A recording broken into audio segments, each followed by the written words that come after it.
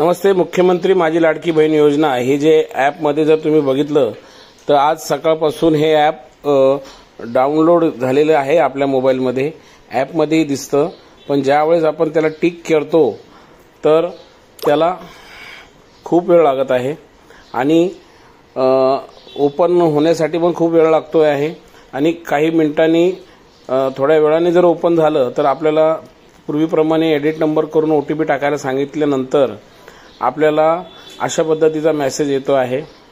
त्यामुळे कोणत्या प्रकारचे घाबरायचे कारण नाहीये, कारण कोणत्याही सॉफ्टवेअरमध्ये अपडेट जर येणार असेल तर अशा पद्धतीचं थोडंफार वेळ तो घेणारच आहे आणि थोड्या वेळानंतर किंवा काही पुढील सूचनेनंतर हा ॲप डाउनलोड होणार आहे किंवा अपडेट होईल आणि पूर्ववत होणार आहे.